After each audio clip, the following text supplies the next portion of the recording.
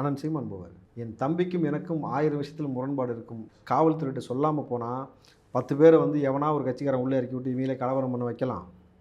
புரியுதுங்களா? கலவரம் பண்ண வச்சு இது மூலமாக நீங்கள் வேறு ஒரு சின்ன நிகழ்வு தான். ஒரு கூட்ட நெரிசலில் ஒரு பெண் இறந்ததுக்கு அல்லு அர்ஜுனை தூக்கி உள்ளே வைக்கிறதுக்கான ஏற்பாடு ஆச்சுன்னும் பொழுது அதுபோல் இங்கே ஏதாவது ஒரு அசம்பாவிதம் ஏற்பட்டு விட்டால் இதற்கு விஜய் தான் காரணம்னு சொல்லி தூக்கி உள்ளே வச்சு இந்த கேஸை டைவெர்ட் பண்ணுறதுக்கான ஒரு வேலை நடக்கலான்னும் பொழுது ரொம்ப நேர்த்தியாக சில விஷயத்தை கரெக்டாக செஞ்சிடலான்றதுக்காக விஜய் அவர்கள் முறையாக அனுமதி கேட்குறாரு.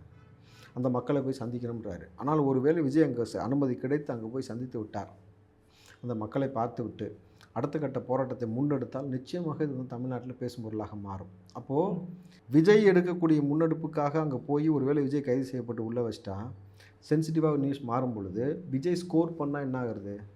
இப்போ நான் ஏன்டா அரசியல் கட்சி வச்சுருக்கேன்னு சொல்லிட்டு பிற அரசியல் கட்சியும் உள்ளே வரும்.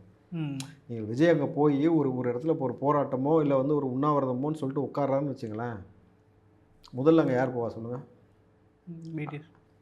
மீடியாஸ் போய்டும். அடுத்து எப்படியும் ஒரு தலைவர்களாக வருவாங்க. அனந்த் சீமான் போவார். என் தம்பிக்கும் எனக்கும் 1000 விஷயத்தில் முரண்பாடு இருக்கும். இந்த விவசாய மக்களுக்கான போராட்டத்தில் நான் முன்னே வந்து நிற்பேன்னு.